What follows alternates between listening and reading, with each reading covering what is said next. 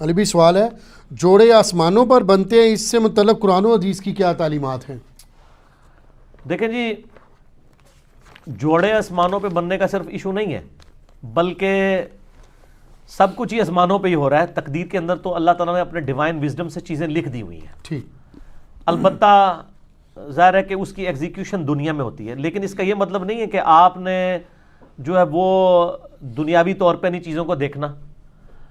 لوگ جو ہے وہ شادی کے اوپر استخارے بھی کرواتے پھر رہے ہوتے ہیں۔ استخارہ تو بالکل اینڈ والی چیز ہے۔ استخارہ تو اللہ سے مشورہ ہے، بندوں سے بھی مشورہ کرنا ہے۔ نبی علیہ السلام نبیوں کے صحابہ سے مشورہ کرتے تھے، استخارے پہ نہیں سب کچھ چیزوں کو چھوڑ دیا ہوا تھا۔ دنیاوی طور پہ آپ نے رشتہ کرتے وقت دیکھنا ہے کہ معاملات کیسے ہیں۔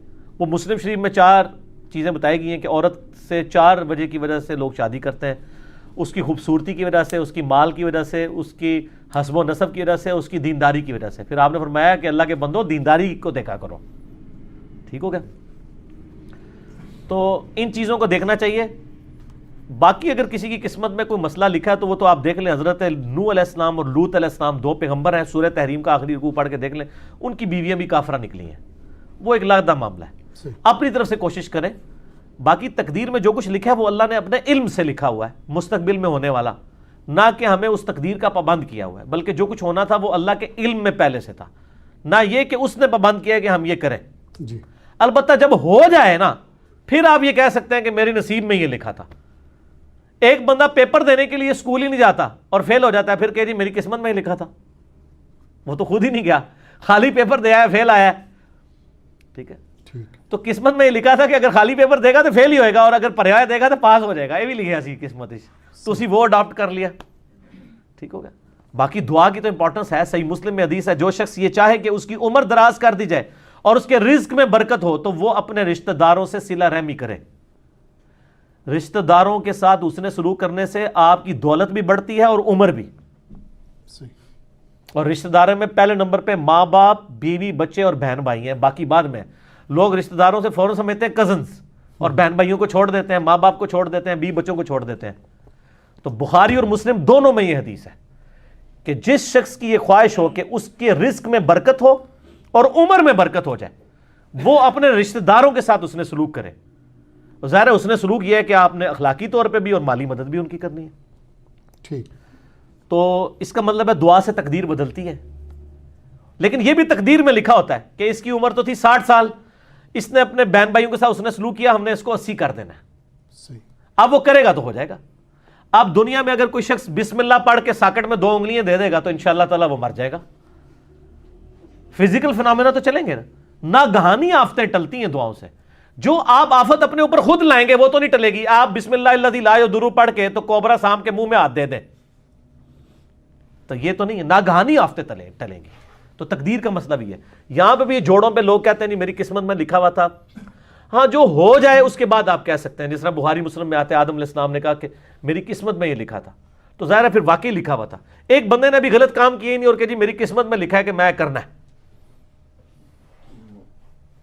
تو میں کہتا ہوں، ایک بندہ کہتا ہے میری قسمت میں لکھا ہے کل فجر کی نماز میں نے نہیں پڑھنی، تو سر میں ابھی آپ کی قسمت میں بدل دیتا ہوں کہ فجر کی نماز فلاں مسجد کی پہلی صف میں پڑھو، 1 لاکھ روپیہ لے لینا، یہ لو چیک۔ دنیا کے سارے شیطان مل کے تجھ سے ایک فجر نہیں چھڑوا سکیں گے، تو تیری قسمت اینج بدلی نا، ٹھیک ہے۔ اور تقدیر کے اوپر مسئلہ نمبر 104 ABC 3 میرے لیکچر ہیں، میں نے ڈیٹیل کے ساتھ اس میں بتایا کہ بدقسمتی انسان خود کماتا ہے۔ اور سورہ طٰہٰ کے اندر بھی ایک آیت آتی ہے، اب یہ کریٹیکل ٹاپک ہے تو میں وہ آیت چاہ رہا ہوں یہاں پہ کوٹ کر دوں، بالکل اینڈ کے اوپر جاتی ہے۔ اللہ نے فرمایا بدبخت کون ہوتا ہے؟ وہ ہوتا ہے جو اپنی بدبختی خود کماتا ہے۔ سورہ طٰہٰ کی آیت نمبر ہے 123۔ یہ اب انگریزی عربی میں بعض کا تو میں 2 کو 3 پڑھ جاتا ہوں، وہ اس طرح جڑا ہوا لکھا ہوتا ہے چھوٹا سا۔ اس میں ہے کہ آدم علیہ السلام کو جب اللہ تعالیٰ نے زمین پہ اتارا تو کہا قَالَ اهْبِطَا مِنْهَا جَمِيعًا، ہم نے کہا کہ اب تم دونوں زمین پر اتر جاؤ، بَعْضُكُمْ لِبَعْضٍ عَدُوٌّ، تم میں سے بعض کا دشمن ہوگا۔ فَإِمَّا يَأْتِيَنَّكُم مِّنِّي هُدًى، اب جب کبھی کوئی ہدایت کی بات میری طرف سے تمہارے پاس آئے گی، یعنی نبیوں کے ذریعے کتابیں، فَمَنِ اتَّبَعَ هُدَايَ، جو کوئی ہدایت کی پیروی کرے گا، فَلَا يَضِلُّ وَلَا يَشْقَى، جو کتابوں کی پیروی کرے گا نہ گمراہ ہوگا نہ بدبخت ہوگا۔ قرآن کی پیروی کرنے والا بدبخت نہیں ہوتا. سبحان اللہ. قرآن کہہ رہا ہے سورہ طٰہٰ آیت نمبر 123, جو نبیوں پر اتری ہوئی کتابوں کی پیروی کرے گا لا یضل ولا یشقا. ٹھیک ہے جی, نہ وہ گمراہ ہوگا اور نہ شکی ہوگا. کیوں؟ بدبختی انسان خود کماتا ہے. وہ چیز شیطان نے مسجد میں نہیں جانے دیا. میں کہتا ہوں آج اناؤنسمنٹ ہو کے مسجد میں نماز فی نماز کے اوپر 10,000 روپے گورنمنٹ دے گی, شیطان کا پیو بھی نہیں کچھ کر سکتا.